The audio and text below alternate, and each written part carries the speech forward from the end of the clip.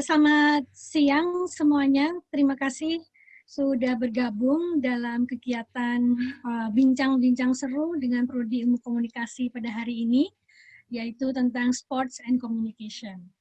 Kalau dilihat para pembicaranya di sini para lelaki semua, satu-satunya perempuan, tapi tidak berarti saya tidak suka sports ya. Nah, ini adalah Communication Talk Series kita yang ke-11, dan tentu saja terima kasih kepada narasumber pada hari ini. Ya, ini adalah gabungan atau sinergi dari dosen, alumni, dan mahasiswa. Ya, perkenalkan, saya Ibu Nia Sarinastiti sebagai dosen ilmu komunikasi. Waktu masih beberapa tahun lalu, saya juga mengajar Special Events Management. Ya, kemudian saya pas masih muda itu menjadi atlet untuk berbagai macam olahraga, dari atletik sampai renang sampai senam, ya, salah satu atletik daerah yang menang medali juga. Dan sejak SMP saya jadi tim basket, baik dari untuk tim basket SMP, SMA, jurusan, fakultas, sampai ke Universitas Gadjah Mada. Jadi kalau lihat kenapa sih Bunia ngurusin sports gitu ya, ternyata saya memang aktif di sana. Dan itu saya juga mengurusi pada waktu 10K, kan 10K sekarang 5K lagi ngetren lagi ya.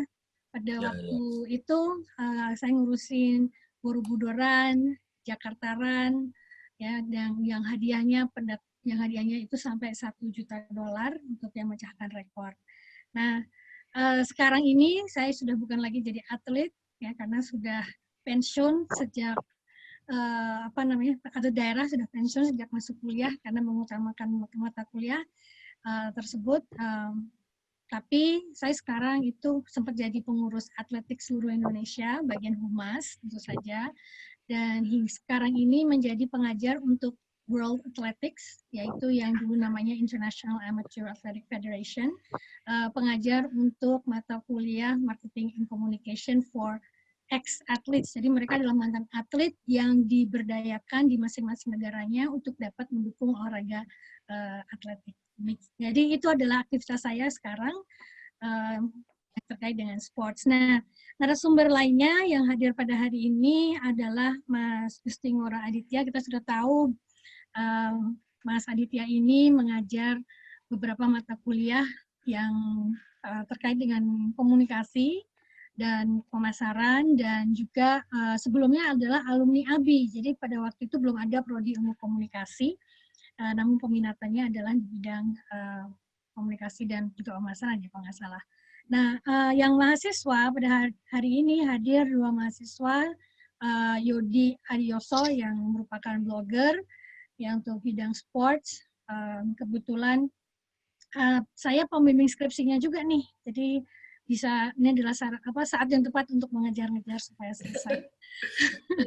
Yang berikutnya adalah Joshua Alfa Alexander, adalah mahasiswa di tahun angkatan 2016 ya, yang merupakan UKM untuk bola basket.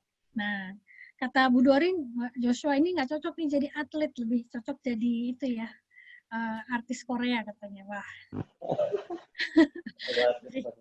jadi adalah hal yang cukup seru, bahwa ternyata penampilan kita secara fisik belum tentu menunjukkan bahwa kita tidak suka olahraga ya. Ternyata itu adalah hal yang sangat olahraga saat ini juga merupakan hal yang sangat penting di masa pandemi ini. Kita harus fit ya, harus tetap berolahraga agar bisa tetap menjalankan kegiatan kita sehari-hari.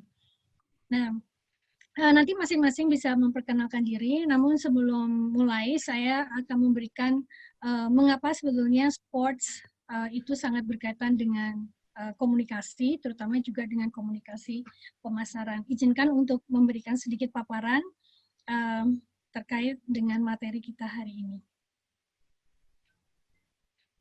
Saya mau share screen. Tidak banyak kok.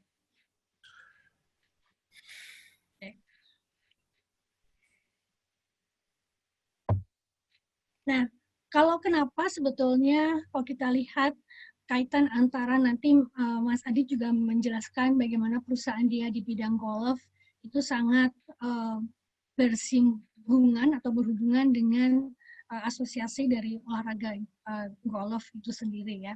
Kalau kita lihat bagaimana sebetulnya sinergi yang bisa muncul antara organisasi-organisasi olahraga dengan perusahaan-perusahaan yang bisa menjadi pendukungnya. Karena begini, jarang sekali event atau kegiatan dari suatu olahraga, apalagi yang cukup besar, misalnya Olympics, itu kalau tidak ada sponsor, itu akan susah untuk bisa melakukan aktivitasnya. Dan tidak bisa hanya tergantung dari dana atau APBN dari pemerintahannya. Ya, jadi mereka harus melakukan sinergi atau istilahnya saat ini adalah kolaborasi yang erat antara organisasi olahraga itu sendiri dan perusahaan-perusahaannya. Nah, kalau kita lihat beberapa organisasi olahraga, apakah itu sport bodies atau asosiasi atau clubs atau bahkan individual, itu memiliki produk dan layanan sport itu sendiri, ya, yaitu core produknya tentu saja adalah pertandingan. Kita bikin pertandingan, kita bikin event-event yang menarik untuk bisa meningkatkan awareness, ya, ataupun minat kepada organisasi itu sendiri, ya, dan kompetisi-kompetisi apakah antar sekolah, apakah antar daerah, ya, apakah antar negara, ya, baik berupa apakah itu tim events ataupun individual events.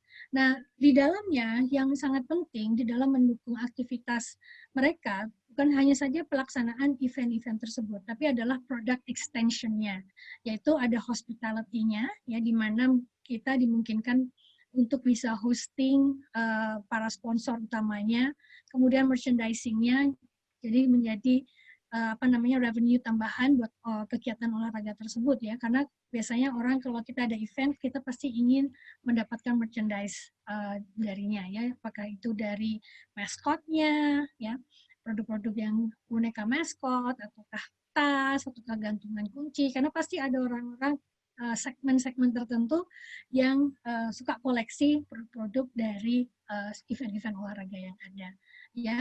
Image, ya, bahkan foto-foto itu bisa kita jual ya kepada para sponsor maupun kepada media, dan hak cipta. Kita lihat betapa pandainya kalau kita yang non sport ya, betapa pandainya misalnya Disney Company menjual rights untuk membuat produk-produknya di berbagai negara. Nah, dengan itu kita bisa melakukan marketing of sports, ya, atau marketing communication of sports. Di sisi lain, companies itu ada beberapa hal yang sangat menarik yang mereka merasa bahwa sports memang merupakan bagian dari produk mereka. Ya, jadi mereka melakukan kegiatan pemasaran melalui sports tersebut. Ya, misalnya kita lihat apa sih produk-produk yang bisa mendukung olahraga, yaitu contohnya minuman, ya kan, baju, sepatu, ya, bahkan alat-alat. Kalau kita lihat atletik itu sangat penting harus ada jamnya, biasanya Omega, ya, atau Tech Heuer yang akan jadi sponsornya. Kemudian mereka melihat bahwa oh ini akan ditelevise, apalagi kalau Olympics gitu ya, akan ditelevise sehingga mereka bisa ikut ke dalam bagian dari paket sponsorship yang ada di dalam olahraga tersebut, ya. Jadi iklan itu sangat penting, sponsorship itu sangat penting. Nah, semuanya tujuannya sama.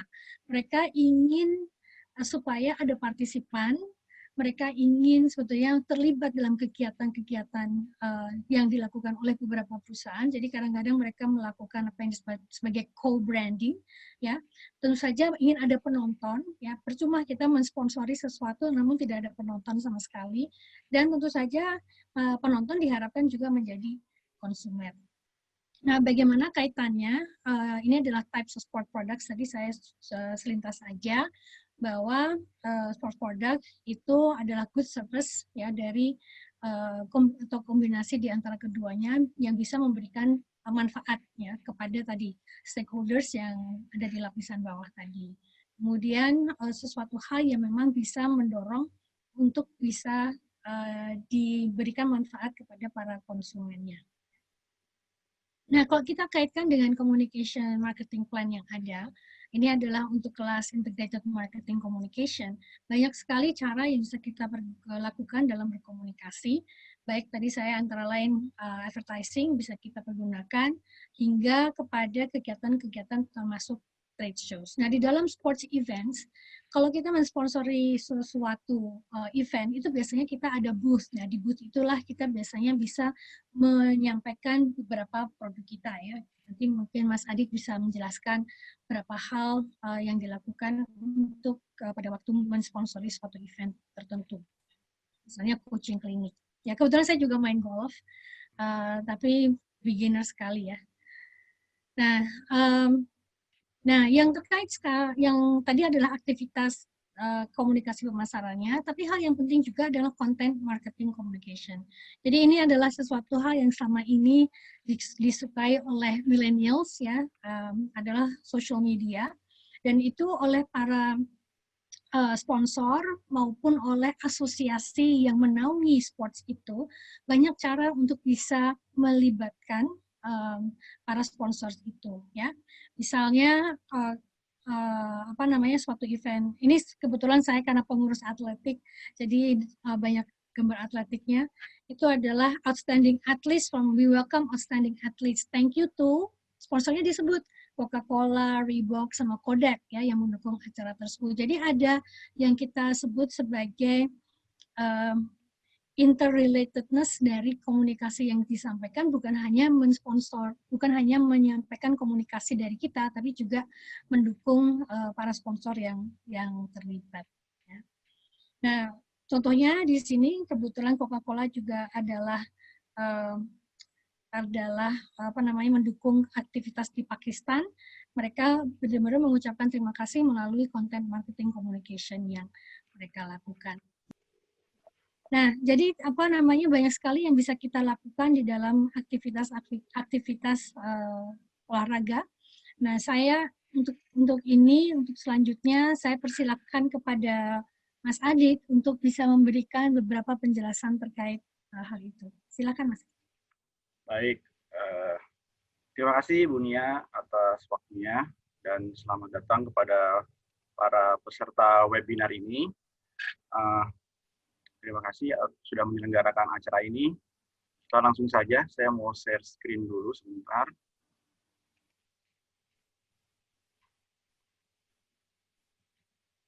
Udah bisa dilihat? Bisa, Pak. Bisa ya? Oke. Perkenalan dulu, nama saya I Gusti Ngurah Aditya Utama, biasa dipanggil Adit. Saya ini adalah alumni dari VIA, dulu namanya masih VIA ya, belum VIA Bikom, angkatan 96 gitu ya. Waktu itu saya masuk di VIA, peminatannya adalah pemasaran gitu. Terus sekarang saya juga mengajar di Fakultas Ilmu Administrasi Bisnis dan Komunikasi ini, baik itu program ABI maupun program komunikasi, walaupun memang banyak sekarang saya mengajar di komunikasi yang berkaitan dengan mata kuliah bisnis gitu. Jadi mata kuliah bisnis kan biasanya ada di awal-awal semester ya. Jadi itu saya ada di situ. Jadi ya ada yang nyambung antara bisnis dan komunikasi. Terus pengalaman kerja saya adalah mostly sekarang pengalaman kerja saya ada di dalam dunia retail gitu ya. Saya udah pernah kerja di department store, supermarket, dan yang terakhir ini saya berada di dalam suatu perusahaan retailer sports gitu ya, sports retailer dan juga distributor dari peralatan olahraga. Ada beberapa konten olahraga yang menjadi fokus bisnisnya, yaitu golf, sepeda, baik itu equipment maupun aksesorisnya. Oke, kita langsung aja. Bahwa olahraga itu dipandang sebagai suatu industri gitu ya. Banyak orang yang bekerja dalam sektor olahraga, baik itu retailnya maupun kerja sebagai penggiat olahraganya di klub sebagai atlet gitu ya. Ada yang bekerja di dalam bidang merchandise bisnis. Terus habis itu ada juga masuk ke dalam misalnya pemberitaan atau news gitu ya. Jadi sudah banyak nih tokoh-tokoh olahraga walaupun dan juga pengusaha olahraga gitu ya. Tokoh olahraga udah jelas lah, ada atlet-atlet, terus pengusaha olahraga juga banyak gitu. Salah satunya malah sekarang pengusaha olahraga itu bisa jadi menteri lah. Ada yang tahu nggak siapa orangnya? Dia itu punya klub di Italia, pernah punya klub di Italia, punya klub basket di Erick Thohir, Amerika. Pak. Ya, Erick Thohir benar ya. Ya, awalnya adalah pengusaha olahraga. Dia punya media olahraga juga gitu. Nah, itu dia sebagai suatu industri, dan juga olahraga itu dilihat dari industrinya amatir dan profesional gitu ya. Profesional itu seperti yang masuk ke kejuaraan dunia, kejuaraan nasional gitu. Kalau amatir ya kayak kita gini lah, kita bikin acara goes bareng, bikin pertandingan futsal antar universitas, itu amatir gitu. Nah, pertumbuhan dan profesionalitas sport di semua olahraga itu, di semua cabang olahraga itu terdiri dari 4 bagian, baik itu produksi. Di produksi itu ada kegiatan olahraga, ada sekolah olahraga, itu produksi yang mencetak atlet gitu. Konsumsi itu ada retail, ada merchandise, merchandise bisnis dalam hal ini ya. Terus komunikasi. Nah, komunikasi itu olahraga masuk dalam sport gitu ya. Bisa mencetak brosur gitu ya, media cetak, media broadcast. Terus abis itu ada fans club, dan juga hak siar dari pertandingan. Tadi itu Ibu Nia juga mention ya, hak siar pertandingan itu adalah suatu bisnis yang bagus gitu loh. Sekarang banyak, kita lihatlah, kita di Indonesia ini bisa menikmati berbagai siaran-siaran olahraga dunia, khususnya ya, yang maksudnya yang Grand Slam-nya ya. Misalnya Wimbledon, Thomas Cup, Sudirman Cup gitu, F1 gitu. Ya kalau di Indonesia sih minimal yang ada atlet Indonesianya lah yang main, makanya bisa kita tonton. Dan juga kejuaraan yang tingkatnya regional seperti AFC, SEA Games, Asian Games, sampai ke Olimpiade. Nah, keuntungan penyelenggaraan kegiatan olahraga itu apa sih gitu? Kenapa sih banyak negara itu berlomba-lomba menjadi tuan rumah kegiatan olahraga? Banyak yang mengencourage warganya untuk masuk kegiatan olahraga gitu. Pertama adalah sebagai sarana promosi negara. Pak Yusuf Kala waktu dia jadi Wapres pernah bilang, lagu kebangsaan negara kita itu cuma bisa berkumandang 2 kali kesempatan di luar negeri. Kalau pemimpin negaranya datang ke negara itu, atau atletnya menang kejuaraan di negara itu. Ya, itu adalah sarana promosi sebenarnya. Terus pembangunan infrastruktur. Seperti kita lihatlah, misalnya yang terjadi waktu Asian Games, itu kan membangun infrastruktur pemerintah, bandara, jalan, ya MRT, LRT, Wisma Atlet yang sekarang jadi tempat isolasi, itu kan hasil dari pembangunan infrastruktur karena ingin membangun Asian Games. Asian Games maksud saya. Begitu pula yang terjadi di tahun 62 gitu ya. Pemerintah membangun kompleks Gelora Bung Karno, membangun Hotel Indonesia, membangun pusat perbelanjaan Sarinah, membangun TVRI, itu adalah sebagai sarana untuk membangun infrastruktur untuk menunjang kegiatan olahraga. Gitu ya. Terus ada juga stimulasi perdagangan, meningkatkan namanya turisme. Jadi kalau misalnya kita nonton Asian Games misalnya di negara lain gitu, misalnya di Jepang, ada supporternya ke sana gitu kan. Itu kan ada atlet yang ke sana, kita juga sekalian menonton, mendukung tim kita, juga sekalian bisa jalan-jalan di negara tersebut. Nah, itu apa bisa dibayangkan kalau itu terjadi di negara kita, Olimpiade di Indonesia atau Piala Dunia di Indonesia, itu berapa banyak turis dan stimulasi perdagangan yang masuk dari olahraga, gitu ya. Dan yang terakhir pasti kebanggaan bagi warga negara ya, jelas ya kalau kita melihat atlet Indonesia berlaga di pertandingan olahraga dunia, kita nonton bareng, kita kalau misalnya tandingnya di Indonesia kita bisa nonton langsung, gitu kan bangga, apalagi kalau kita menang gitu ya. Ya salah satu contohnya ya waktu kemarin Asian Games itu kan kita kebetulan acaranya sukses, kita juga banyak menang juga di dalam kegiatan olahraga tersebut. Nah, dalam komunikasi, nah ini saya mencoba untuk mengelaborasi beberapa semua prodi yang ada di peminatan, maksudnya bukan prodi, apa namanya, penjurusan gitu ya. Jadi ada media, ada markom gitu, ada public relations gitu. Nah, area komunikasi dalam olahraga ini pertama adalah interpersonal communications.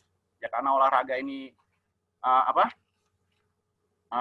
jadi kan harus ada persamaan pengertian nih kalau dalam ininya definisinya. Jadi komunikasi menciptakan persamaan pengertian, mengubah persepsi dan perilaku. Nah, ada beberapa partisipan dalam olahraga ini gitu. Pertama misalnya atlet gitu ya, pelatih, wasit, tim manajer, organisasi olahraga, pemerintah gitu ya, belum sports enthusiast atau fans gitu ya.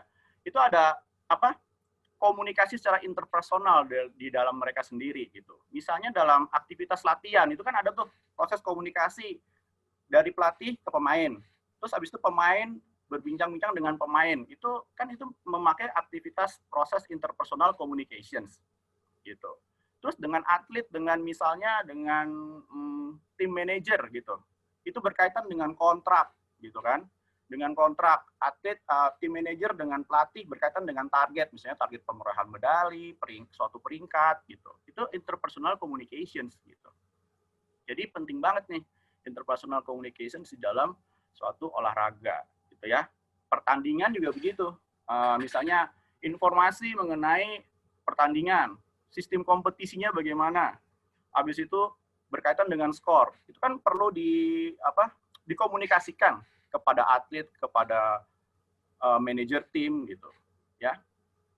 Communication antara dengan pemerintah sebagai pembuat regulasi gitu, ya, mengenai aturan-aturan yang berkaitan dengan olahraga. Kayak sekarang nih kita nih harusnya tahun ini sepertinya PON ya, tapi nggak jadi gitu kan. Itu kan ada komunikasi gitu. Ada beberapa event-event bulu tangkis yang kita nggak jadi nih, yang Thomas Uber kayaknya kita tahun ini nggak ikut jadi. Terus Olimpiade juga nggak jadi gitu ya. Itu perlu ada komunikasi di situ. Terus yang kedua adalah media gitu ya. Media ini saya bagi menjadi media cetak, elektronik dan digital gitu. Ya jadi olahraga itu masih menjadi suatu hal yang favorit di dalam media, masih ditunggu-tunggu di media. Beberapa koran, surat kabar seperti Kompas, Jakarta Post, itu ada rubrik olahraga. Jadi, saya pengen bilang di sini bahwa kalian itu bisa gitu. Kalau sebagai orang komunikasi, bisa untuk berkiprah dalam dunia olahraga. Minimal jadi wartawan olahraga, reporter olahraga gitu. Di dalam dalam media yang kalian kerja nanti gitu. Ya. Media online juga ada, Detik Sports ya, ada ya. Gitu, ya kan? Gitu. Baik itu TV juga gitu. Beberapa TV seperti Metro TV, TV One itu mempunyai channel, mempunyai spot khusus untuk berita olahraga. Gitu. Ya kalau sekarang olahraganya yang diberitakan ya yang paling banyak peminatnya seperti sepak bola, otomotif, gitu ya. Dan juga seasonal pertandingan ya. Misalnya sekarang lagi NBA Final gitu ya, itu diangkat seperti gitu. Ada misalnya ada Wimbledon gitu diberitakan gitu. Itu yang menjadi core di dalam rubrik olahraga gitu ya. Terus juga ada ini forum olahraga gitu ya. Forum olahraga banyak nih, forum-forum olahraga yang online sekarang gitu.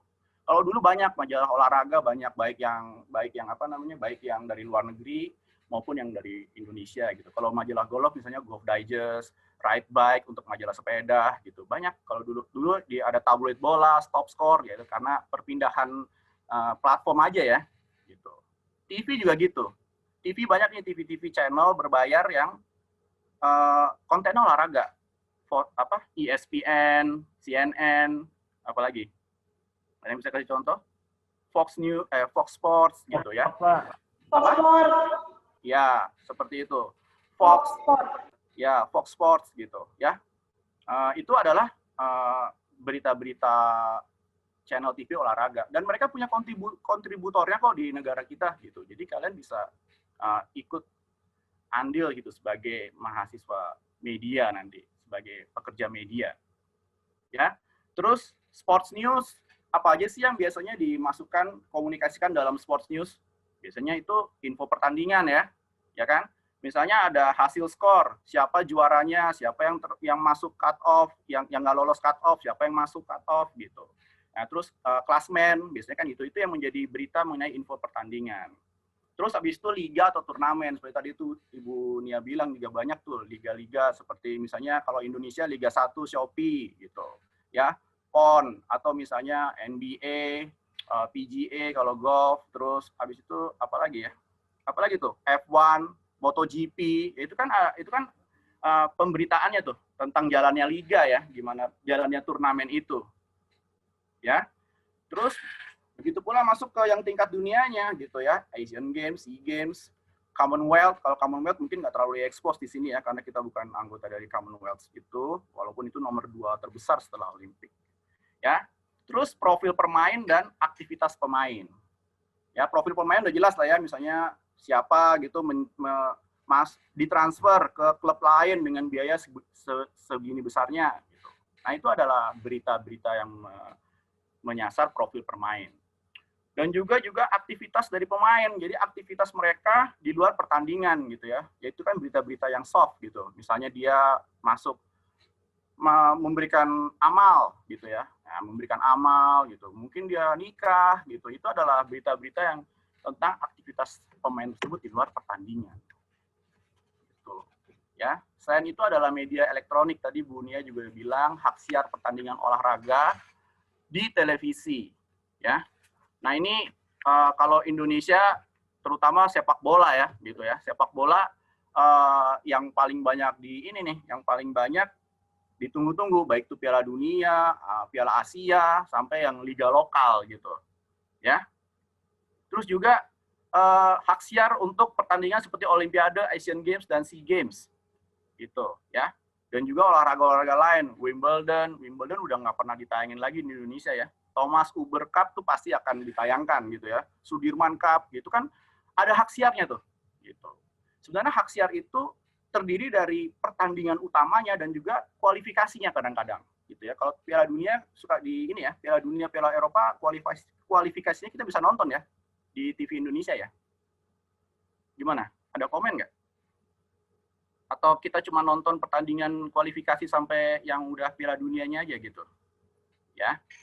Terus itu disiarkannya itu melalui TV yang free to air atau juga yang pay TV, yang media yang berbayarnya gitu. Nah, terus dari hak siar itu media itu juga bisa mendapatkan peluang tayangan lain. Seperti misalnya berita olahraga. Jadi mereka bisa mengcover tuh. Ada liputan misalnya Piala Dunia, ada liputannya tuh, pertandingannya, terus habis itu yaitu siapa yang mencetak gol gitu, apa yang terjadi dalam pertandingan itu kan itu merupakan konten berita gitu. Terus bisa ada tayangan kuis gitu ya, sekarang emang dibungkus ya, jadi ada sisi hiburannya juga gitu, tayangan kuis. Jadi dalam tayangan kuis itu brand bisa masuk gitu ya sebagai sponsor dari acara kuis dan pertandingan ini gitu. Terus juga program nonton bareng ya, beberapa tempat itu menyelenggarakan program nonton bareng, dan sekarang program nonton bareng itu harus izin dari televisi yang memegang hak siar pertandingan. Kecuali kita nontonnya di rumah gitu ya, undang tetangga kita tuh nggak apa-apa. Tapi kalau kita pergi ke kafe, kita pergi ke mall nonton bareng gitu, kita ke kafe nongkrong, itu kafenya harus bayar hak siar pertandingan yang mereka bikin acara nonton barengnya. Gitu ya. Itu komunikasi yang dari media elektronik. Nah, terus dari sosial media nih, kebetulan nanti akan ada konten kreator juga yang akan lebih menjelaskan lebih detail ya gitu. Nah, ini saya contohkan melalui YouTube gitu ya, sebagai jaringan sosial dan video sharing. Walaupun sekarang udah bisa dari Instagram melalui Instagram TV ya. Jadi sosial media ini bisa sebagai sarana branding ya, baik itu orangnya, branding olahraganya, produk serta lokasi gitu. Nah, sekarang ini ya, dalam masa pandemi ini, sekarang banyak orang yang olahraga nih, gitu. Beberapa olahraga jadi naik lagi. Dulu sempat turun, sekarang naik lagi. Karena saya melihat sih ya, Bu, olahraga itu euforia sih kalau di Indonesia. Jadi kalau lagi musimnya Asian Games, orang pada rame-rame ke GBK nonton, terus habis itu ya pada demam olahraga gitu. Kayak misalnya Pak Jokowi panahan, dia latihan panah, orang-orang ikut pada main panah juga gitu. Nah, sekarang nih orang pada main sepeda gitu ya. Beberapa brand-brand sepeda jadi naik penjualannya, which is itu bagus gitu ya. Brand-brand sepeda lokal ya. Terutama brand-brand sepeda lokal ya kayak Polygon itu laku tuh gitu. Banyak tempat-tempat venue-venue olahraga yang tadinya sepi jadi rame. Itu salah satu penunjangnya adalah dari sarana branding di sosial media. Ketika orang olahraga, foto bareng, di-upload gitu kan, masuk YouTube gitu. Nah, itu sebagai sarana branding olahraganya gitu ya. Terus juga channel update ya, kalau dalam melakukan komunikasi melalui sosial media di bidang olahraga itu harus sering-sering konsisten dalam mengupload konten gitu ya. Nah, terus bahasa disesuaikan dengan target marketnya gitu. Kalau sosial media biasanya emang remaja, berarti ya bahasanya bahasa sehari-hari lah, casual language gitu Nah, terus juga berhubungan dengan gaya hidup gitu ya. Gaya hidup di sini biasanya apa sih? Kalau konten-konten kreator olahraga itu minimal mereka mengkampanyekan atau mengkomunikasikan gaya hidup sehat gitu. Jadi mendingan kita berolahraga gitu kadang-kadang gitu. Kadang-kadang mereka juga bilang kita nggak usah prestasi, yang penting kita dapat sehatnya gitu ya. Itu lifestyle-nya itu ada di situ.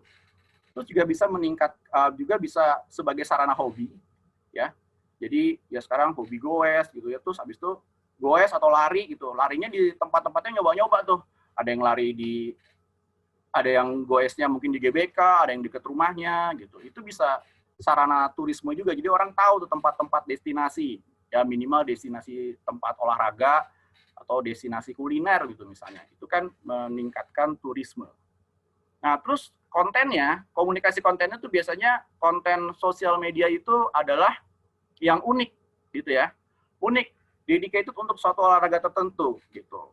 Terus juga dia kadang-kadang berkolaborasi dengan atlet lain atau dengan atlet profesional gitu, dengan komunitas, itu ada komunikasi di situ. Mereka berkolaborasi menciptakan suatu konten yang menarik. Nah, terus yang terakhir adalah komunikasi interaktif. Interaktifnya ada dua arah. Jadi konten kreator juga harus melihat tuh likes-nya, yang likes berapa, terus komen-komennya tuh apa gitu. Jadi likes dan komen itu bisa digunakan sebagai alat evaluasi bagi konten kreator untuk menciptakan konten di masa depan gitu. Minimal kalau likes-nya sebanyak ini berarti orang-orang suka nih follower saya ya, konten yang seperti ini gitu. Ketika saya munculkan collaboration dengan misalnya artis gitu ya atau atlet, ternyata likes-nya banyak gitu. Wah, next saya akan bikin seperti ini. Nah, itu adalah komunikasi interaktif melalui sosial media. Nah, terus yang ketiga adalah marketing communication and public relations gitu. Ya, jadi tadi ibunya juga bilang sports marketing mix. Saya melengkapi saja nih. Yang pertama adalah ini apa? Namanya produk gitu. Produk itu sekarang di Indonesia kita cukup beruntung ya, banyak sekali brand-brand luar yang high brand-nya muncul di Indonesia sebagai toko gitu ya. Jadi ada distributornya dan ada toko retailnya. Ya, seperti Nike, Adidas, Reebok, Puma, apalagi Under Armour, Converse, gitu. Apalagi? Ada yang bisa kasih contoh? Yonex, Jordan. Villa Pak. Villa, Mikasa, Lacoste, gitu ya. Banyak tuh equipment, baik itu equipment maupun aksesoris, gitu ya. Nah, jadi cukup banyak gitu. Jadi kita sudah tahu banyak produk yang ditawarkan di sini. Produk olahraga itu dari apa sih? Tadi Bunda udah bilang. Pertama equipment, peralatan olahraganya gitu ya. Kalau dari dalam olahraga golf ya sticknya gitu kan. Sticknya itu ada driver, ada iron gitu kan kategorinya. Putter gitu. Papan surfing gitu. Ada kok distributor papan surfing di Indonesia ada gitu. Terus apalagi bola basket, bola sepak, raket tenis, raket bulu tangkis itu equipment yang menunjang olahraga tersebut. Habis itu aksesoris yang menunjang equipment seperti topi, baju, celana, sepatu, ya. Kalau dibilangnya adalah apparel, gitu ya. Banyak brand-brand apparel banyak di Indonesia, gitu. Nah, terus dalam produk olahraga itu ada 3 benefit sebenarnya. Yang pertama adalah core benefit, jadi kebutuhan konsumen. Jadi emang dia beli sepeda karena dia pengen main sepeda. Main sepedanya apa dulu nih? Sepeda balap atau sepeda gunung. Sepeda balap road bike ya. Jadi sepeda balap. Dia mau endurance gitu. Oke, jadi dia beli sepeda balap gitu. Saya mau downhill, main sepeda downhill. Jadi nggak mungkin pakai sepeda balap, dia pakai sepeda mountain bike gitu karena medannya juga beda gitu. Kalau saya pengen main sepeda yang di jalanan aja, jadi cuman jalan-jalan raya gitu, keliling-keliling kompleks, pakai Brompton juga bisa deh, apa enggak Sally gitu. Nah, itu adalah core benefit gitu. Terus actual produk ya, dilihat dari apa? Dari equipment itu materialnya kayak gimana. Misalnya beli sepeda gitu, sepeda sekarang materialnya karbon, itu dikomunikasikan tuh kepada customer. Ini adalah material karbon, ringan gitu. Jadi mau goes jarak jauh, 100 km itu nggak berasa, enteng sepedanya. Gitu ya. Beberapa sepatu gitu kan, sepatu lari kan sekarang enteng-enteng tuh gitu. Jadi nggak berat ketika dipakai lari. Begitu kan baju untuk lari gitu ya. Sekarang bajunya ada yang dry fit, jadi langsung kering. Ketika dipakai jadi nggak keringetan lagi, jadi nggak berat kalau kita pakai baju yang bukan dry fit kan kalau kita lari udah keringetan kan jadi nggak enak makainya. Gitu pula kalau baju bola gitu. Ya, itu adalah yang namanya tadi actual product dan juga augmented product. Jadi nilai tambah dari produk tersebut. Misalnya gini, misalnya sepeda ini saya beli karena tipe sepeda ini dipakai oleh atlet yang menang Tour de France gitu. Ya dengan harapan nanti saya dapat kalau dapat main sepeda ini pakai sepeda merek ini minimal sih 200 km sih nggak berasa juga itu contohnya ya. Oh ini saya pakai Nike Air Jordan gitu. Nah, dengan harapan jadi enteng ketika saya nanti main basket itu jadi kayak bisa melayang seperti Michael Jordan gitu. Itu kayak gitu, ada tambahan seperti itu. Meningkatkan status pemakai juga sih kalau augmented product itu. Ya itu yang bisa promosikan. Gitu ya. Nah, biasanya kalau yang dipromosikan lagi, yang dikomunikasikan lagi biasanya ada inovasi dalam suatu produk. Kalau produk olahraga tuh biasanya life cycle-nya itu seperti gadget. Jadi setiap tahun pasti ada produk-produk baru. Nah itu brand communications-nya harus ngasih tahu tuh. Biasanya perubahannya di desain ya. Di desain sama material. Jadi dengan material yang lebih baru ini, performance orang memakai alat ini lebih bagus. Nah itu yang yang dikomunikasikan melalui produk olahraga. Ya. Nah, dalam produk ini juga ada aktivitas branding. Makanya kalau kalian lihat tuh di dalam event-event olahraga itu banyak branding. Jadi main di logo gitu ya. Mereka penempatan logo di mana-mana. Ya kayak tadi tuh ada di F1, ada Tech Heuer, Omega gitu kan. Mereka branding tuh sebagai official time-nya gitu. Official time F1, Tech Heuer gitu. Contohnya. Official misalnya di F1 itu mobil yang pertama kali maju itu kan Mercedes tuh. Mobil yang pertama kali majunya, nah itu pakai gitu. Itu adalah sarana branding juga, gitu, ya. Lalu kalau price ini lebih kepada strategi harga ya, jadi sesuai dengan segmentasi, targeting, and positioning dari produk yang ditawarkan, gitu, dan juga melihat perbandingan harga dengan kompetitor, gitu ya. Jadi biasanya ada tuh merek-merek yang high end untuk produk-produk olahraga, gitu ya, nggak usah olahraganya nggak perlu high end, tapi emang beberapa barang olahraga itu harganya cukup mahal. Gitu. Kalau di Indonesia maksudnya cukup mahal ya, karena barang masih termasuk barang mewah sih ya. Jadi masih ada pajak PPNBM gitu. Kadang-kadang customer juga masih kurang bisa tahu gitu. Jadi memang itu ada pajak barang mewahnya kadang-kadang di beberapa produk. Nah terus lokasi ya, place gitu. Nah ya sekarang banyak ya kita bisa mengakses toko-toko olahraga gitu ya. Nah, biasanya lokasi toko olahraga itu di mana sih? Biasanya itu di venue olahraga gitu ya. Itu namanya pro shops gitu. Jadi kalau kamu misalnya ke lapangan golf nih, pengen beli aksesoris itu masuk ke dalam pro shop-nya. Gitu. Itu namanya pro shop. Ada juga merchandise store ya. Merchandise store itu suatu bisnis baru yang dilirik oleh klub olahraga gitu ya, untuk seperti tadi Bunian untuk sebagai income tambahan selain dari harga tiket dan hak siar TV ya, gitu.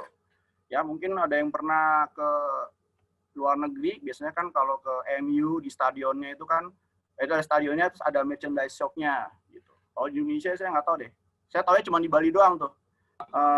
Arema ada Pak, Arema ada ya, gitu. Oke. Arema ada di mana? Gimana tuh? Coba ceritain di sana gimana merchandise shop-nya? Merchandise-nya sih biasa sih Pak, paling kayak slayer, terus habis itu kaos gitu. Kalau di Bali itu ada namanya Bali United ya. Bali United itu mereka punya stadion di Gianyar kalau nggak salah, di kota Gianyar. Jadi kompleksnya itu ada stadion, sebelahnya itu flat pemain, di situ ada merchandise store-nya, itu 1.000 meter persegi kali itu. Jadi tokonya gede banget Pak. Apa tuh?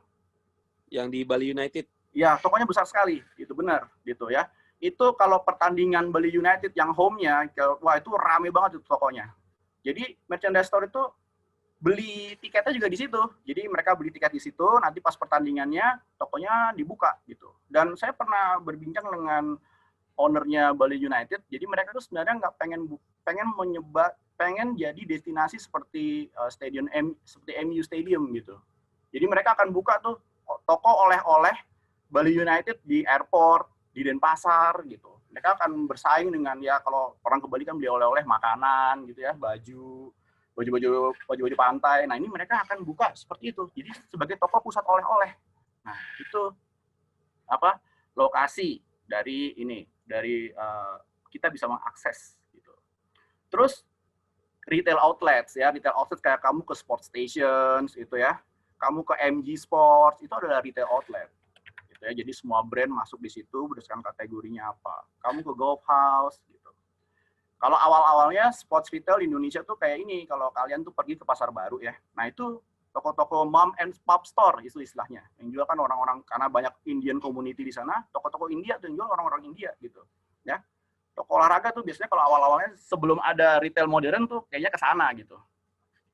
Terus dalam pendesainan retail outlet itu yang dilihat apa sih?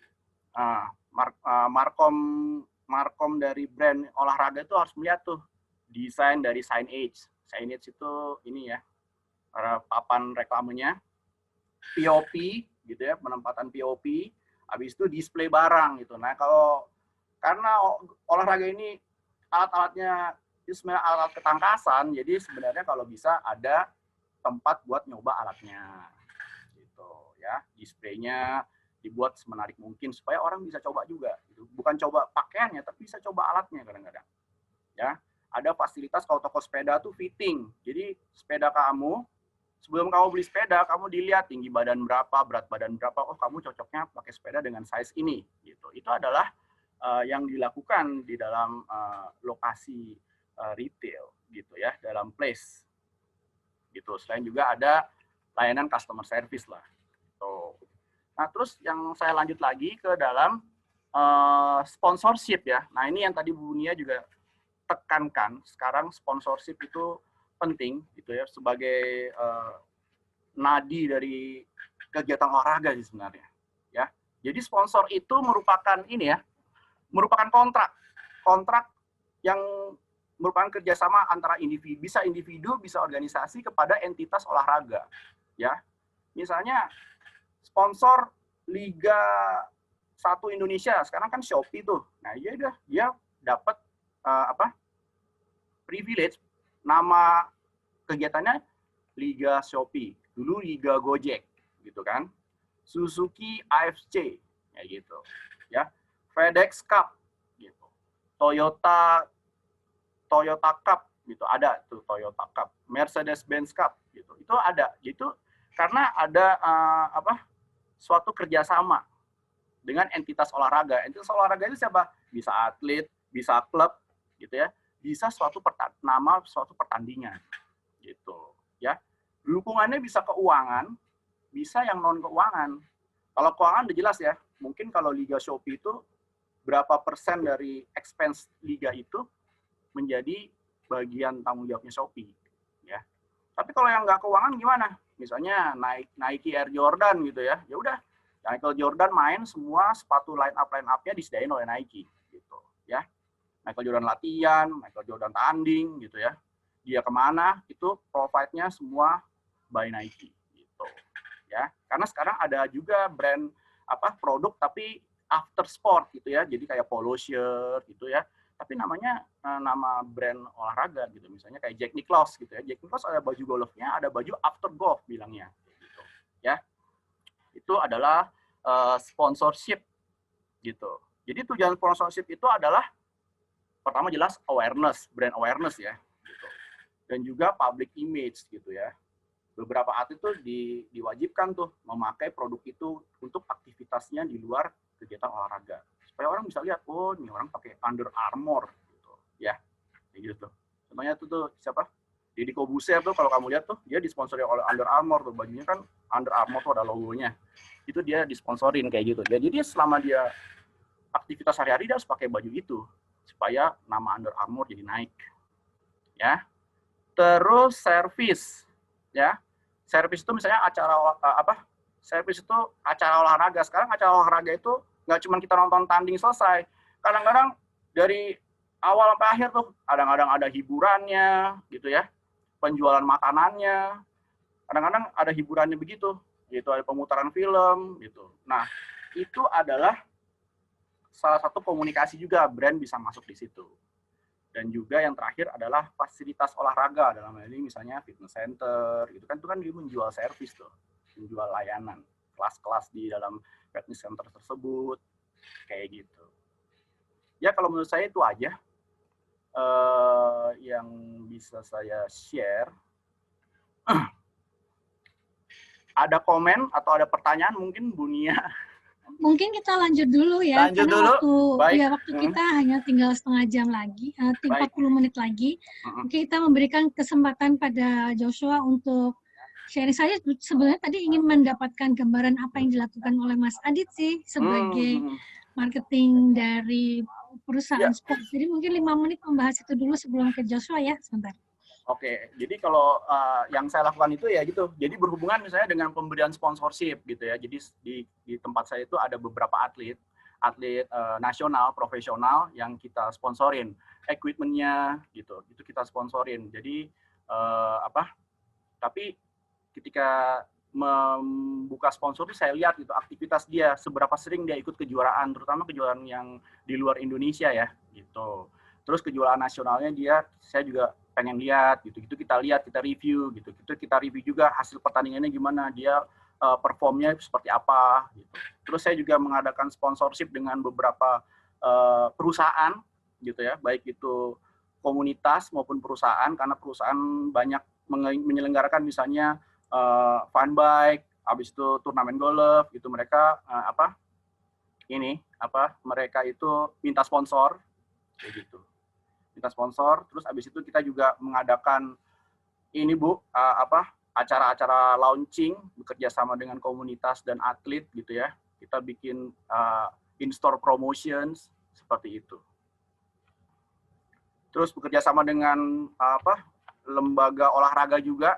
Kalau mereka mau tanding misalnya kayak PON, SEA Games, itu kita provide peralatannya kepada mereka. Lebih kepada tindakan sponsorship sih Bu, dan juga branding. Kita banyak branding di advertising di majalah gitu. Masuk juga ke TV juga, ke siaran yang channel yang berbayarnya gitu. Kayak gitu. Terima kasih Mas Adi. Jadi memang sesuatu yang terintegrasi ya. Jadi banyak aspek komunikasi pemasaran yang dilaksanakan. Walaupun kalau kita lihat golf mungkin bukan sesuatu hal yang merupakan kegiatan masyarakat pada umumnya ya. Sangat spesifik, sangat targeted. Oke, baiklah. Untuk selanjutnya saya minta kepada Joshua untuk sharing, mengingat bahwa organisasi Anda adalah organisasi non-profit ya. Jadi adalah bagaimana sebetulnya bisa berkolaborasi dengan beragam stakeholders lainnya untuk menjalankan UKM yang Anda bina, yaitu Bola Basket. Silakan, Joshua. Selamat siang, teman-teman. Selamat siang juga Bu Nia dan Pak Adit. Sebelumnya Bu, ini saya dari UKM sepak bola atau bola basket. Nah, kalau misalkan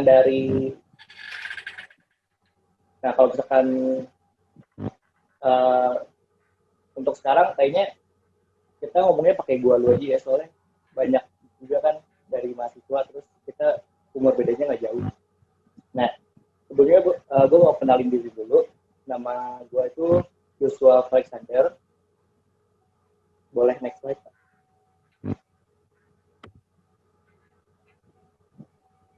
Nama gue Joshua Alexander. Gue itu ketua UKM sepak bola periode 2019-2020. Gue berasal dari Fakultas Bikom, Prodi Ilmu Komunikasi, angkatan 2012. Nah, boleh next, Pak? Nah, sebelumnya gue mau jelasin nih, di dalam organisasi itu komunikasi kemana aja sih yang penting. Nah, kalau menurut gue sendiri, sebagai ketua dan pengalaman gue, ada 4 hal yang perlu diperhatikan dalam komunikasi dalam organisasi, khususnya UKM. Spesifiknya UKM sepak bola. Nah, yang pertama itu adalah anggota. Anggota kita sendiri. Sebagai ketua, pasti kan kita sudah merencanain proker atau kegiatan apa aja udah kita mau bikin di tahun Tapi sebaik apapun kegiatan ataupun sebaik apapun program yang kita rancang, tanpa ada anggota kita sama aja bohong. Kita nggak bisa bikin apa-apa tanpa mereka. Nah, oleh sebab itu, cara kita komunikasi apa yang kita mau ke mereka, itu juga sangat penting. Jadi, apa yang kita mau, itu bisa sampai idenya ke mereka dengan baik. Nah, oleh karena itu, cara penyampaian komunikasinya juga harus baik. Nggak boleh kayak bos itu harus jadi seorang leader yang memimpin.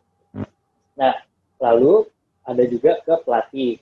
Kalau ke pelatih itu, contohnya gini, misalkan nih kita di dalam suatu periode, kita mau bikin target 1 tahun itu mau ikutin berapa cup, mau menangin berapa piala. Nah, pasti dalam proses untuk memenuhi target tersebut, ada program yang harus dibikin sama pelatihnya. Nah, kita ngomongin sama pelatihnya, Pak, misalkan kita mau ikut 8 cup, terus selama setahun itu kita mau menangin 5 piala. Gimana nih program apa aja yang tepat dan cocok untuk kita bisa achieve goal tersebut. Lalu yang ketiga itu ada sponsor. Nah, kalau di Atma Jaya sendiri, sebenarnya UKM itu tanpa sponsor sebenarnya aman-aman aja bisa berjalan. Tapi dengan adanya sponsor itu sangat-sangat membantu kita dalam memenuhi kebutuhan UKM. Baik itu secara finansial ataupun bentuk-bentuk lainnya. Nah, kenapa kita penting jalin komunikasi yang baik dengan sponsor? Karena kita nggak mau dong klien kita itu kalau misalkan udah dapat duit nih dari sponsornya atau dapat barang dari sponsornya, terus kita kayak ngilang begitu aja, kan pasti mereka juga nggak enak sama mereka kan. Nah, oleh sebab itu kita harus bisa jaga hubungan sama mereka. Kayak misalkan tiap sponsorship itu kan pasti mereka kasih requirement itu kita seperti misalkan taruh nama sponsor jersey atau apa itu. Nah, pasti banyak tuh requirement yang mereka minta. Kalau misalkan udah selesai requirement-nya, ya kita bilang aja tanpa suruhan mereka, kita inisiatif aja, Pak, ini saya udah selesai requirement ini terus kita lagi mau selesai requirement yang ini. Terus kalau misalkan ada requirement yang agak susah diselesain, tetap bilang aja nggak apa-apa. Toh mereka juga pasti akan mengerti dan ada itikat baik dari kita untuk menjelaskan. Nah, lalu yang keempat itu dari kampus sendiri. Kita harus jalin komunikasi yang baik dengan kampus. Kenapa?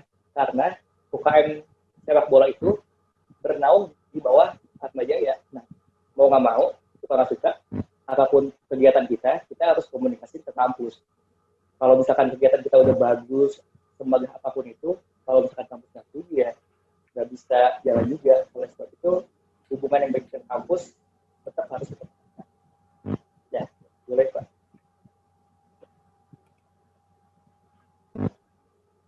Nah, komunikasi itu kan nggak cuma lewat verbal, tapi juga lewat non-verbal. Nah, contoh dari non-verbal ini bisa juga dengan menggunakan simbol-simbol. Nah, untuk UKM bola sendiri yang paling dekat itu adalah simbolnya di jersey.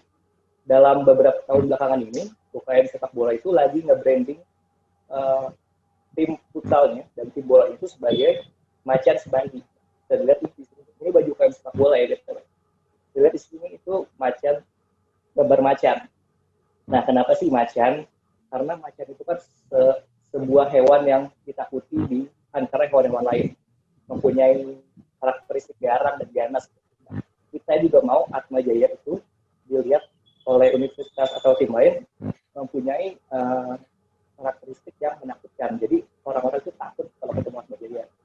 Nah, gimana caranya kita implementasinya itu di dalam baju jersey kita. Nah, bisa lihat di sini kan dengan warna oranye dan corak motif loreng kayak macan, ini sudah mencerminkan kayak macan banget. Oleh sebab itu, ini merupakan salah satu jenis komunikasi tim futsal Atma ke eksternal melalui simbol.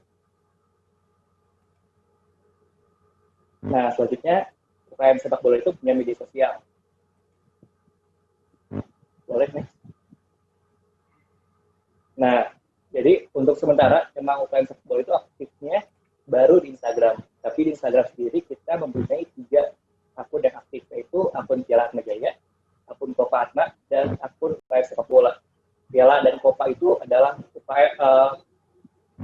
yang membahas tentang proker-proker kita. Copa itu cup internal, sementara Piala cup eksternal. Nah, kita mau bahas nih apa aja sih kegiatan-kegiatan yang dipost di UKM, di akun Instagram UKM sepak bola. Nah, jadi banyak banget ya kegiatan yang kita post di UKM, di akun Instagramnya. Jadi itu ada penyerahan jabatan, ada juga pengucapan hari selamat di hari-hari tertentu, di hari-hari raya. Terus ada juga kita promosi UKM, banyak banget ya. Boleh next slide.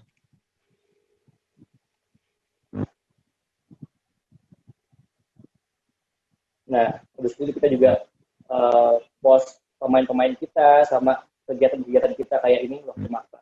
Selain itu di Instagram UKM sepak bola juga ada video dokumenter waktu UKM sepak bola itu ke Malaysia untuk tanding. Nah, FYI, UKM sepak bola adalah UKM pertama dari Atma Jaya yang di bidang sepak bola ya, yang pergi ke luar negeri. Keren kan? Boleh Pak nih.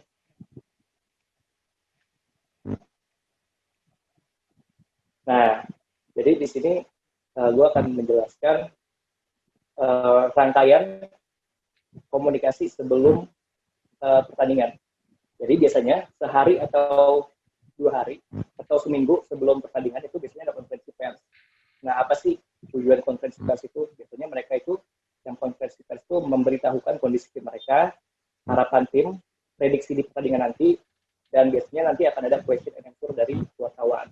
Nah, biasanya ini di konferensi pers ini juga menimbulkan firework untuk timnya sendiri, bahkan untuk tim lawan.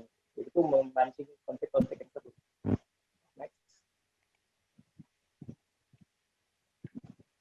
Nah, lalu ada match day, hari pertandingan. Tapi kalau Atma itu bilangnya Atma Day.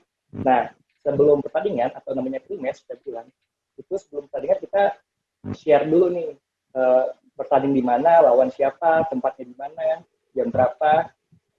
Tujuannya apa? Supaya orang-orang itu bisa datang dan meramaikan untuk mendukung tim Atma Jaya. Nah, setelah pertandingan ini selesai, kita juga post, yaitu after match. Nah, apa sih itu tujuannya? Untuk memberitahukan orang-orang yang nggak sempat nonton, ataupun orang-orang yang ada acara atau nggak bisa ikutan nonton, bisa tahu juga nih final score berapa, yang golin siapa. Boleh Pak? Nah, untuk teman-teman ada yang mau bertanya? Mungkin Q&A-nya nanti ya, tinggal satu lagi, kita jadikan satu. Untuk selanjutnya, saya minta kepada Yodi untuk bisa memberikan sedikit gambaran bagaimana sebetulnya minat Anda pada olahraga, dan kemudian bagaimana Anda mewujudkannya dalam bentuk-bentuk produk komunikasi yang Anda lakukan selama ini. Oke. Silakan. Ya. Izin Pak Adit. Gitu. Yang ini ya? Ya betul Pak. Oke, silakan. Selamat siang semuanya, terutama kepada Pak Adit dan Bunia, dan untuk semua peserta yang hadir, terima kasih atas kehadirannya. Ya, perkenalkan nama saya Yodi Dioso, saya mahasiswa aktif Ilmu Komunikasi tahun 2015. Dan saya di sini sebagai sport antusias dan juga fitness addict, dan juga bisa dibilang sebagai content creator. Ya, next Pak. Ya, pertama pasti banyak orang bertanya kenapa olahraga. Yang pertama menaikkan imunitas, yaitu saya di sini menjelaskan sebagai orang yang sudah mengalami di fase tersebut lah. Saya merasa kenapa bisa menaikkan imunitas karena ketika kita olahraga itu pasti ya seperti saya bilang kayak jantung lebih, peredaran darah lebih lancar, terus sirkulasi darah juga baik, jantungnya juga baik gitu. Dan saya merasa ketika saya tidak olahraga, imunitas secara tidak langsung akan menurun. Contoh pada saat pandemi seperti ini, di mana gym kebanyakan tutup, dan saya lebih merasa gampang ngantuk, gampang capek, dan juga lebih sering sakit-sakit yang seperti demam atau pusing, atau flu-flu yang sehari 2 hari sembuh, seperti itu. Dan yang kedua, menambah mood. Latihan berolahraga atau ya khususnya fitness atau olahraga apapun ya, itu merilis hormon endorfin. Endorfin itu adalah hormon yang negatif buat badan. Jadi ketika kita merilis hormon endorfin itu kita seperti lebih ceria, lebih baik, dan lebih happy. Makanya saya bilang bisa menambah mood. Dan yang ketiga, mengapa olahraga membuat tidur lebih nyenyak? Karena ketika kita berolahraga, kita mengeluarkan kalori yang lebih banyak daripada biasanya, dan juga kita mengeluarkan tenaga ekstra. Jadi ketika kita sampai di rumah, kita sudah makan, mandi, tinggal beristirahat, kita bisa langsung tidur tanpa harus ada kegiatan-kegiatan yang menurut saya tidak terlalu penting seperti mungkin ya pegang-pegang handphone atau streaming apa segala macam. Jadi waktu tidurnya lebih tertata. Dan seperti yang terakhir, seperti saya bilang juga menjaga detak jantung dan darah tetap lancar karena semuanya bergerak di gerakan olahraga. Seperti itu. Next, Pak. Nah, mengapa ini sudah lebih spesifik ya, mengapa saya pilih fitness di sini? Karena menurut saya ini bisa dilakukan di mana saja. Ya, betul sekali. Sekarang masa pandemi banyak gym yang tutup. Dan gerakan-gerakan fitness, kita pun bisa melakukannya dengan, ya tidak usah pakai beban, tapi pakai body weight aja. Contoh yang paling simple, semua orang pasti tahu, seperti push up, sit up, atau pull up, atau burpees. Seperti itu kan bisa dilakukan di mana saja. Dan yang kedua, olahraga yang terlihat hasilnya. Ini sebenarnya lebih ke ya meningkatkan kepercayaan diri aja sih, olahraga yang terlihat hasilnya. Karena kan kalau misalnya kita bermain sepak bola atau kita atlet sepak bola, mungkin kalau kita jago tapi kurang terkenal kan orang harus ada bolanya dulu. Kalau ya misal tadi Pak Adit bilang golf harus ada, ya kita harus ada stick golf sama ada bolanya dulu. Kan kalau misalnya fitness kan orang kelihatan dari badannya, oh ini badannya pasti badan olahraga nih, badan fitness.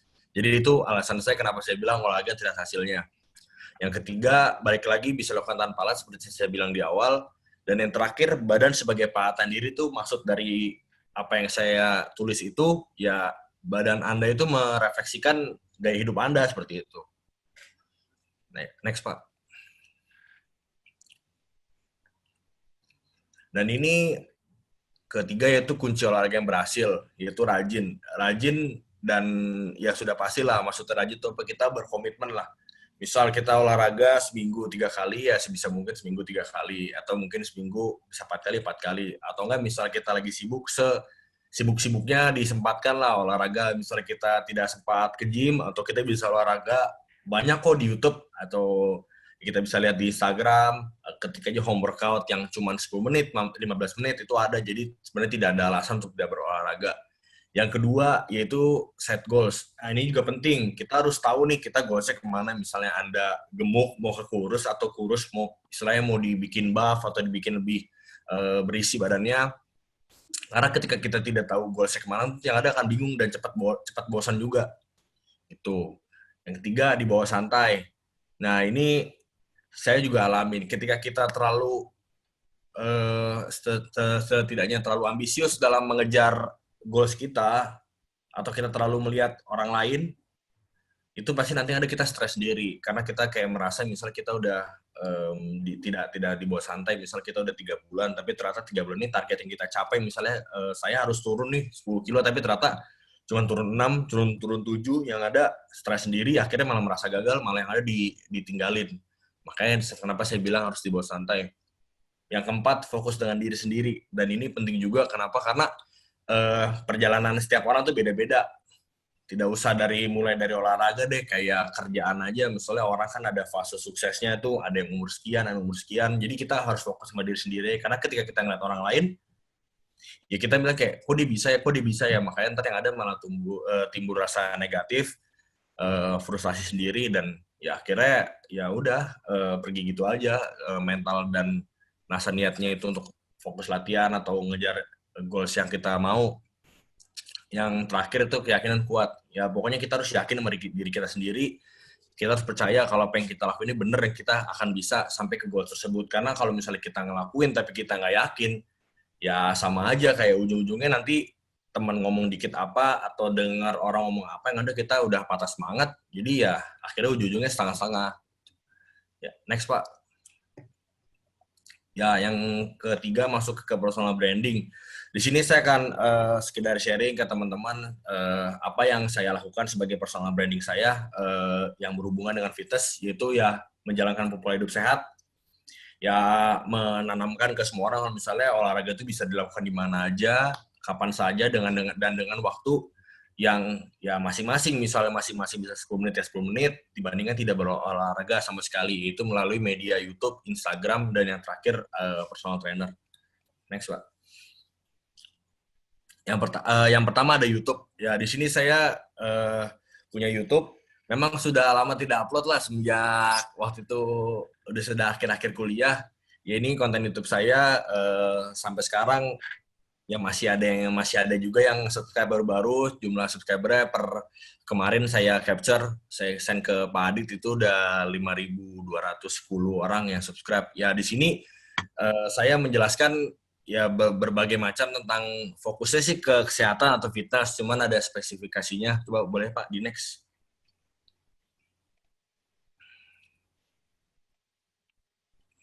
Nah, ya di sini ada 3, saya biasa bikin playlist, yaitu ada Fit Talk. Fit Talk ini isinya adalah kayak lebih ke monolog aja, pola komunikasi yang saya jalanin. Jadi kayak saya ngomong depan kamera, misalnya kayak di sini ada pola makan dan pola diet saat bulan puasa, saat Ramadan. Habis itu ada video cutting atau diet yang benar. Terus ada seperti kayak kunci to six pack, terus pola latihan dan suplementasi selama Ramadan. Yang kedua ada how to basic. Ini how to basic itu biasa saya bikin playlist, itu fokus di video itu hanya satu gerakan. Kayak misalnya kita ada gerakan apa, dan saya biasa ini ambil gerakan yang umum dan banyak saya lihat, atau saya lihat di gym, atau saya nonton di YouTube banyak orang yang melakukan gerakan yang nggak salah. Nah, di sini saya fokus untuk ngebenerin atau untuk ngasih penjelasan bahwa gerakannya seperti ini, kayak step by step-nya, how to-nya. Dan yang paling kanan itu adalah video-video saya latihan. Di situ ada video saya latihan otot bicep, latihan otot bahu, terus latihan seperti latihan, ada yang paling bawah tuh ada basic home workout yang bisa dilakukan di mana aja atau di rumah. Dan yang terakhir itu kalau yang di paling kanan nomor 2 itu ada video kolaborasi juga sama Tune9 Fit. Itu YouTuber Indonesia tapi kebangsaan Jerman, itu sekarang kalau nggak salah udah 800.000 udah subscribernya. Dan dia masih aktif latihan juga, itu juga salah satu teman baik juga lah untuk kayak bikin video atau sharing. Next, Pak.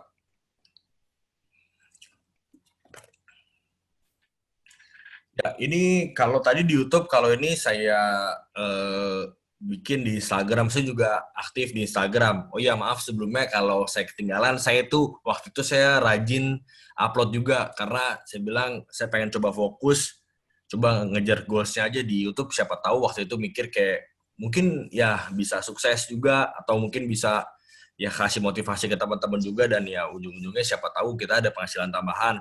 Waktu itu saya pas masih ada YouTube, saya upload ya seminggu 2 kali, atau enggak at least seminggu sekali. Dan semua dikerjakan sendiri juga sih. Dan yang selanjutnya ada di Instagram. Nah, di Instagram ini saya lebih aktif lagi ngepost. Jadi saya biasa kalau nge-gym dulu sama teman-teman juga, ada teman gym, kayak di situ saya tiap hari pasti sehari sekali posting.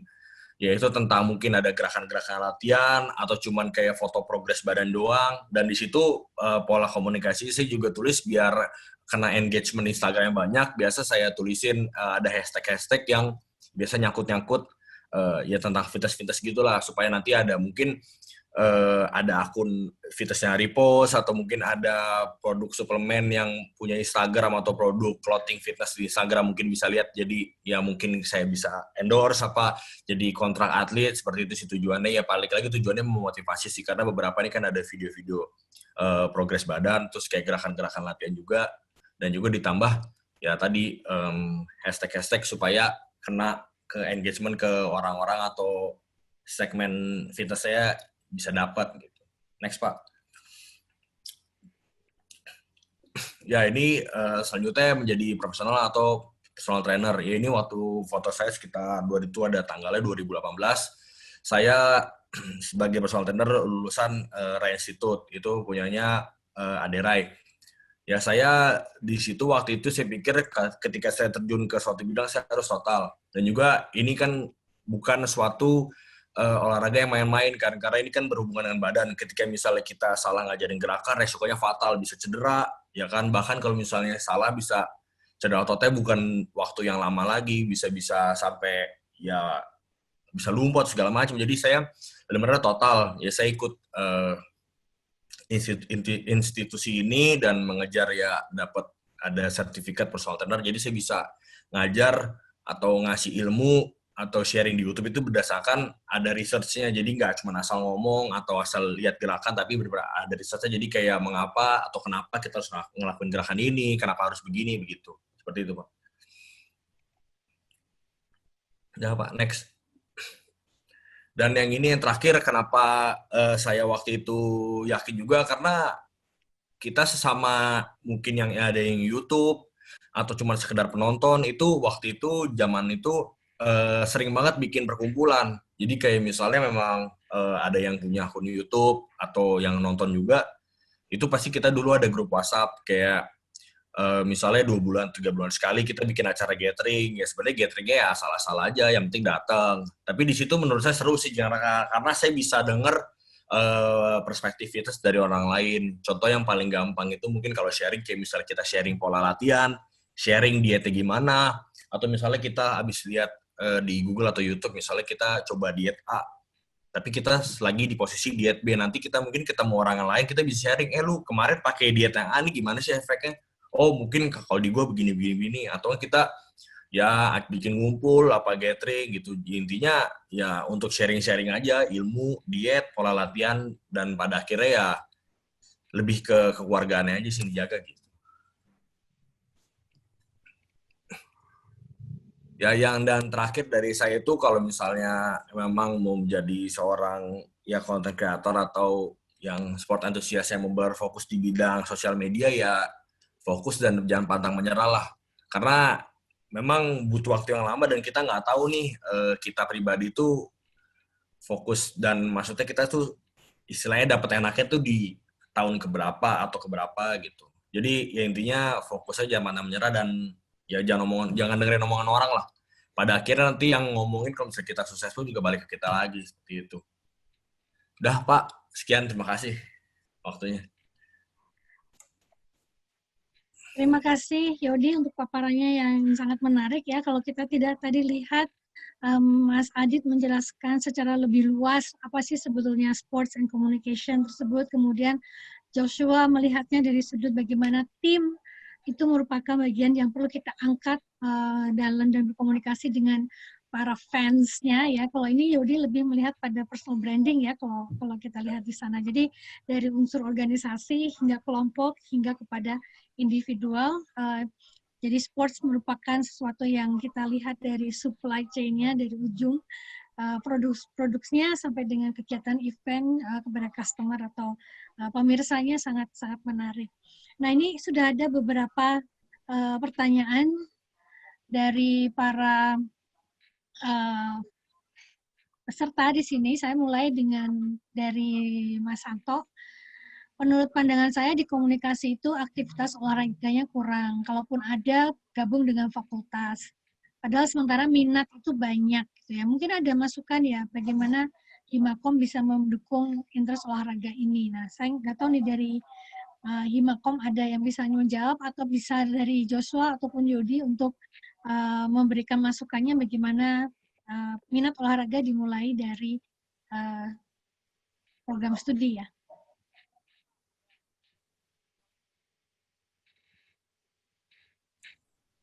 Ya, siapa dulu nih? Joshua dulu boleh. Oke. Siapa dulu nih? Joshua dulu atau Yodi dulu? Ya, Joshua dulu aja, Bu. Oke. Saya dulu. Kalau menurut saya, kalau dari prodi sendiri ya, emang untuk kegiatan olahraganya emang kurang sih Bu, karena kan kita cuma ada mafia doang untuk kegiatan olahraga yang benar-benar dari prodi, dan itu juga setahun sekali. Nah, ada juga waktu itu pernah sempat bikin latihan olahraga di sport hall, karena kita Febicom kan emang punya jadwal sendiri kan di sport hall, tapi itu cuma sekali 2 kali latihan, terus habis itu udah orangnya nggak ada lagi. Menurut saya ya ujung-ujungnya harus ada yang ngelola sih, emang harus dikelola kalau misalkan mau dibikin kegiatan olahraga yang rutin di Febicom sendiri. Boleh sih. Silakan Yodi. Ya, kalau menurut saya sih memang harus tambah acara olahraga, Bu. Dulu saya pas join Himakom memang acara itu fokusnya ke seminar, tapi memang seminarnya sih terprogram sih. Maksudnya ada seminar yang santai, ada yang lebih ke minat dan bakat, ada yang lebih ke formal yang seperti seminar, ada yang juga lebih ke satu lagi apa gitu saya lupa ya.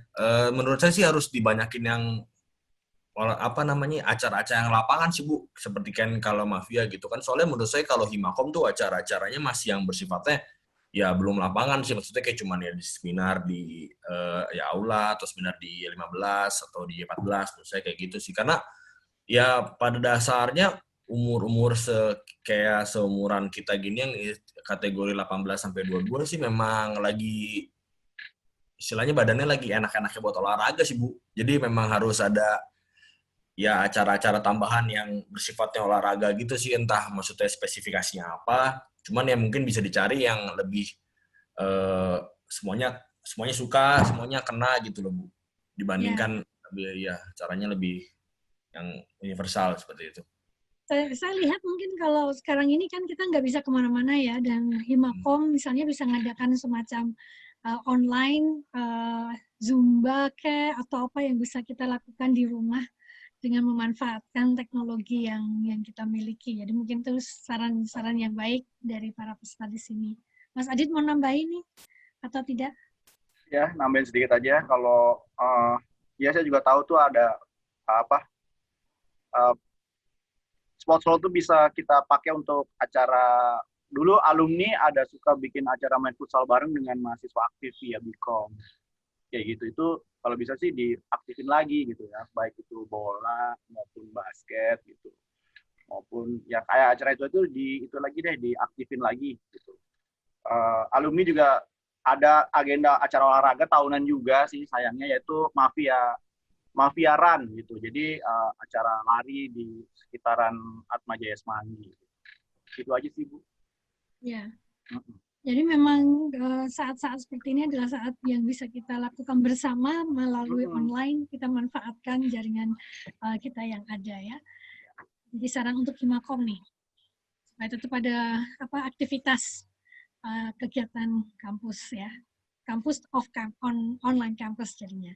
Ini ada pertanyaan satu lagi dari Maria Kristi Carmen. Saya ingin bertanya, apakah dalam mencari sponsorship kita harus melihat minat perusahaannya terlebih dahulu? Misalnya perusahaan itu minatnya basket, atau kita sebenarnya secara bebas bisa menentukan? Oke, saya coba jawab. Kalau saya di dalam perusahaan saya, biasanya untuk sponsorship, kalau saya menerima sponsorship itu kadang-kadang tidak harus berhubungan dengan olahraga. Jadi kita lihat misalnya kayak kita menerima sponsorship dari bank gitu ya. Kebetulan saya lihat emang bank itu punya nasabah-nasabah premium yang memang olahraganya spesifik itu.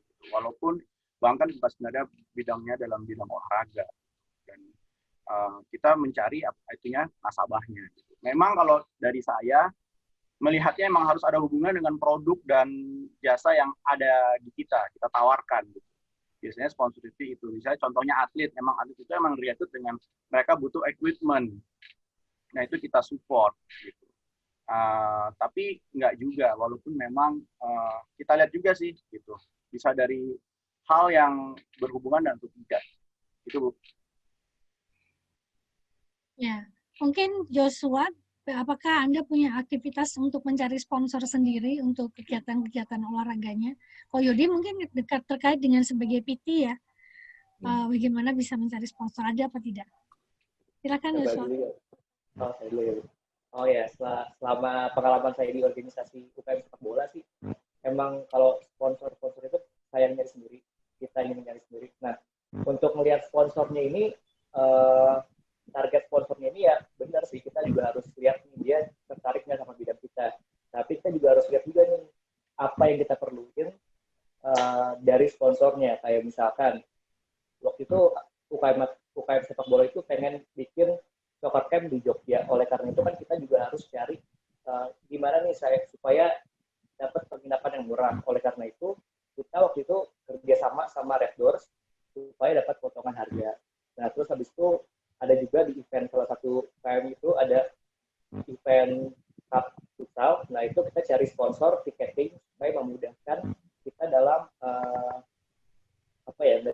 dan melakukan tiketing gitu, Bu. Jadi kita juga lihat segmen sponsornya sih, apakah masuk ke kita apa enggak.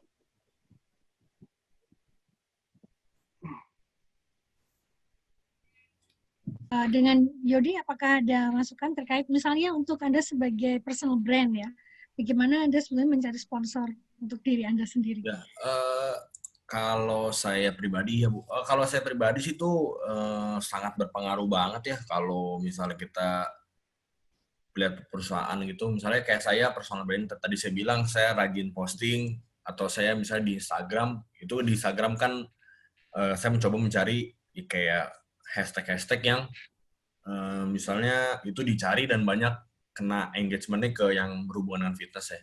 Kalau saya pribadi memang itu penting banget sih Bu, kayak misalnya saya coba itu ngejar targetnya yang kayak ya produk-produk suplemen atau memang istilahnya clothing-clothingan yang berhubungan dengan fitness. Jadi lebih masuk lah gitu. Tapi kalau saya ngeliat dari event, yang saya lihat kalau olahraga sih memang harus nyambung juga sih. Maksudnya kayak misalnya kita bikin acaranya yang berhubungan olahraga, ya pasti kan kayak nggak jauh-jauh dari kayak Pocari gitu kan Bu, atau minuman-minuman yang ya Aqua, atau dulu zamannya ada Danone gitu kan. Maksudnya kan lebih spesifik. Jadi masuk sama barangnya nanti. Ya misalnya memang kan biasa yang saya tahu kan dia bakal buka stand Bu di acaranya. Nah menurut saya memang ya harus masuk karena ya nanti pasti produknya harus nyambung. Jadi ada mutualismenya lah dari produk sama acaranya tersebut gitu kan. Kalau misalnya nggak nyambung ntar nggak masuk kan Bu. Nggak laku yang ada kalau dibuka booth di situ kan. Yang saya lihat sih kayak gitu. Ya, betul.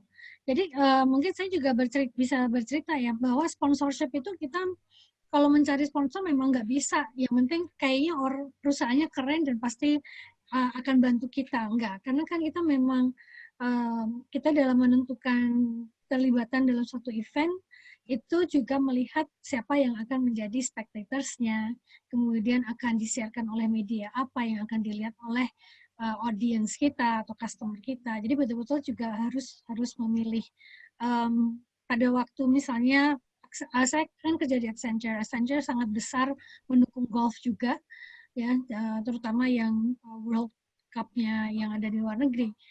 Itu pun melihat karena para buyers kita untuk layanan kita adalah para CEO. Nah, biasanya yang main golf ada CEO itu. Kalau untuk lari, kalau memang kita produknya adalah massal, misalnya air minum, air minum, baju, apparel, segala macam itu lebih bisa masif dan mereka memang tujuan utamanya adalah semakin banyak yang melihat itu semakin baik. Jadi hanya memberikan gambaran spektrumnya bisa dari masif, massal, atau memang hanya spesifik kepada target audience tertentu. Nah, kita sebenarnya waktunya sudah habis nih, tapi mungkin kita bisa menjawab satu lagi pertanyaan karena tadi kita mulainya agak telat. Nah, tadi ada saran yang mengenai endorse akun yang ada, yaitu bahwa kegiatan-kegiatan kita sebagai mahasiswa di olahraga bisa digunakan untuk promosi via Gcom. Ya, bisa di-tag ya. Nah, kemudian ini terakhir pertanyaannya dari Jonathan. Saya ingin bertanya, untuk Jonathan ingin bertanya hal-hal apa saja yang harus diperhatikan saat kita mencari sponsor beserta tips-tipsnya supaya sponsor mau untuk mensponsori acara kita. Tadi saya sudah memberikan sedikit tips, mungkin ada tambahan dari Mas Adit? Ya, biasanya saya suka mereview ya proposal sponsor. Jadi yang perlu diperhatikan supaya menarik minat orang untuk sponsor ialah kamu itu kan jualan acara gitu. Jadi kamu lihat itu misalnya target market acara itu untuk siapa gitu ya, audience yang ingin dicapai itu berapa orang, lokasinya di mana, scope-nya itu seperti apa, apakah itu lokal atau itu nasional atau bahkan internasional, highlight siapa yang tampil dalam acara kamu gitu.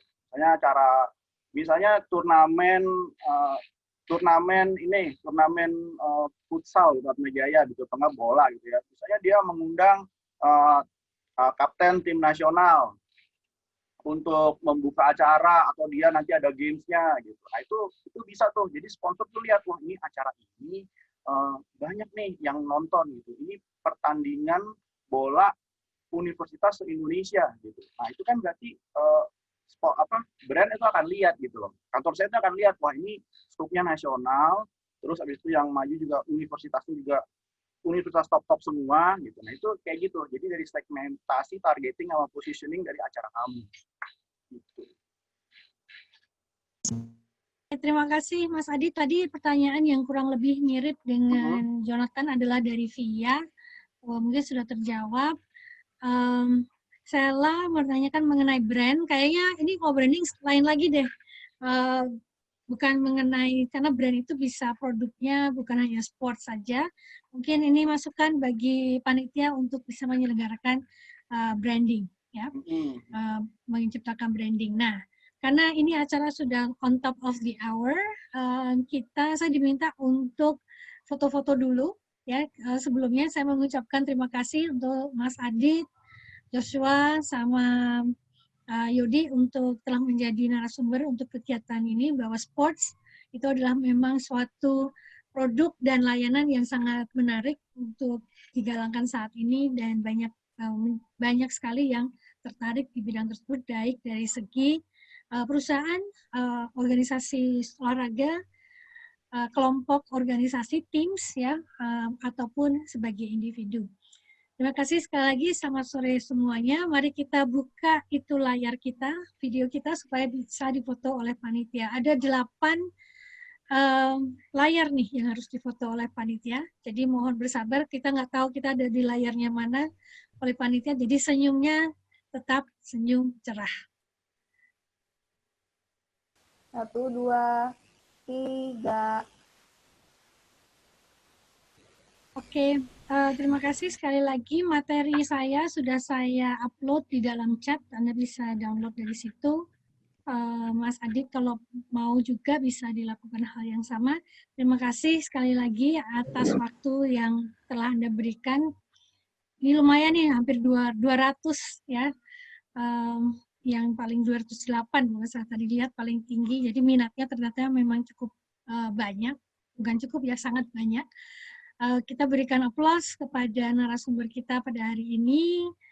Bisa lihat dari reactions ya yang kita berikan, dan sampai ketemu di kesempatan yang lain untuk kita berbagi bersama untuk kepentingan kita, ya. Salam komunikasi.